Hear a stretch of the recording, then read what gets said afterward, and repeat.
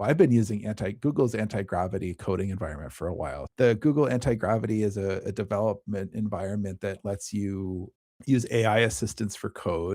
But the way they do it in the UI and the presentation layer is so much more different than other stuff, at least I've tried personally.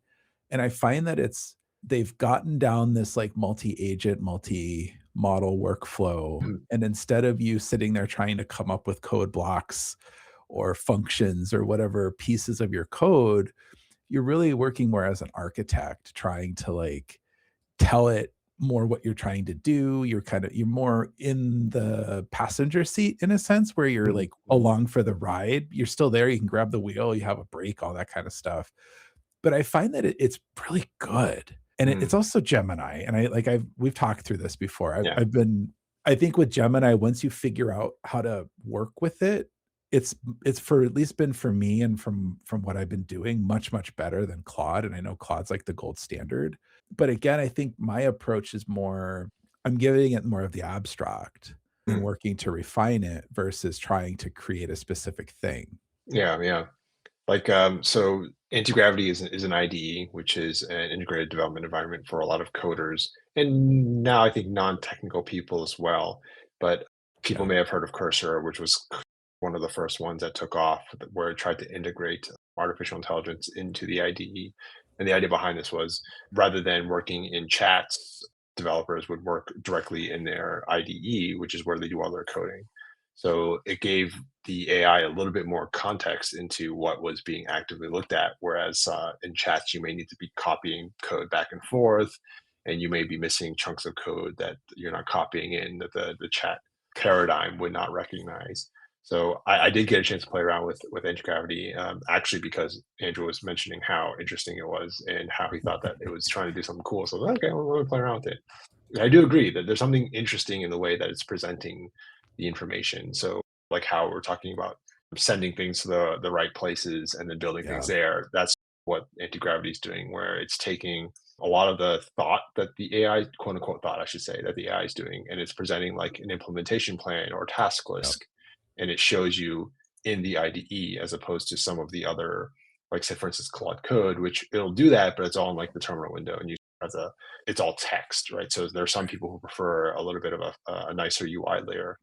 You can actually Yeah. like comment on the task list in anti-gravity, which you can't quite do in Claude Code. I hadn't really thought about that, but you're right. It is the AI interface is Yeah, better yeah. than other platforms I've used.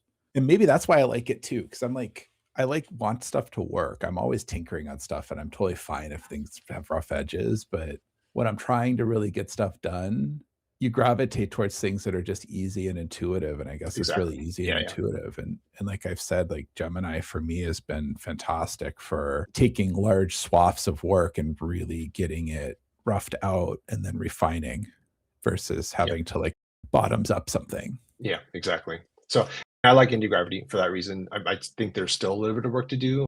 Oh yeah. Personally, I've used Claude Code for ages, so I much prefer working with Claude Code and the way that it manages contexts. I think Indie Yeah. Gravity still has a little bit of work to do on like breaking out how it does the context. Like I can't quite specifically point out a specific thing in the task list after it's done it. Whereas with Claude Code, you can sort of Yeah. rewind in some sense and say, hey, back at this step, what did this do or why did you do this? Whereas with anti-gravity, it's sort of like one shot, and I'm like, wait, let me go back, and it has a hard time trying to understand what I wanted it to do in the first place. So that might Yeah. just be me trying to work with Gemini a bit better. But yeah, I think you're right. Gemini or anti-gravity, I should say, is actually onto something. I think it's an Yep. interesting presentation to how you work with AI. I haven't Yeah. used Cursor in a while, so I don't know if there's anything there, but yeah. Yeah, and they didn't really reinvent, like, Mhm. I they tacked on, so if you're familiar with VS Code, it's a Yeah. I think it's actually the Fork. same It's a thing. Yeah, fork. it's a Yeah, it's a fork. fork. Yeah. But their work they've done has been to put in all the AI stuff in a nice little sidebar, and then all of the tooling required to let the agent go and run too. And I think that was kind of a cool thing for me was that I started a project, gave it like permissions to the directory and said, go forth and do shit. And Mhm. it did. Whereas other tools I've used are a little bit more cumbersome. You have to fight plugins or config files and all that kind of stuff. And it just worked. And it wasn't a local project either, which is what I also really liked about it. It was, like, Mm, effortless. I didn't have to go install a bunch of packages on the server to get stuff done either. yeah. I would keep an eye on it, and Google, like, everything does a really shitty job of bring their own products. Too much to PR. They can't be PRing everything. Like Yeah. honestly, they do have a lot of cool stuff that I feel personally doesn't get no spotlight. But yeah. For those who are actually like super technical or more technical, I do think Antigravity is one of the only options you have to use Gemini Pro in a coding environment, like not Yeah, using an API key, good which I point. personally I was looking for this for months. I was trying to figure out how to use my Google AI Pro subscription to use their coding services, but all the coding options use the API, which is more expensive.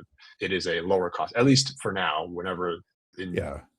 January 2026 is cheapest. It can be more expensive, it also can't be, but the cool Fair, thing with yeah, fair. that and for technical folks is that's built into the Google Gemini entitlement on your Google license, but it's also great for other people on teams who they're your designers who might be a little bit more technical or wanna be more technical or wanna try to understand the bridge better, or product people who are the same kind of either more technical and want a little bit of an edge or wanna close that gap a little bit more. You don't have to set up a bunch of API, you don't have to have engineering, it's just if your organization has Google stuff entitlements, if, you're just using it personally, I think it works with Gmail, and then you can get, like, free tier, and you can, like, Mhm. buy Yeah, that's Google's right. Yeah, branded. that's right. Google, your Gemini stuff's a mess, please fix it, it's really confusing, I've been complaining about it for a couple years. I think the biggest barrier to using this stuff is still trying to figure out if you have API or if you have the Yes, regular, and exactly. if you have the Yep, regular, what are my credits, and, like, is it costing me money, and, like, I have both, yep, like, I have all this, like, continual paranoia of, like, am I gonna get a bill for thousands of dollars because I used the wrong thing and didn't realize I yeah, was doing it?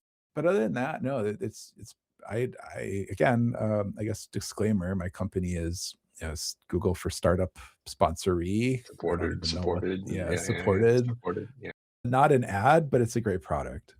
yeah, sure. Yeah. Alright.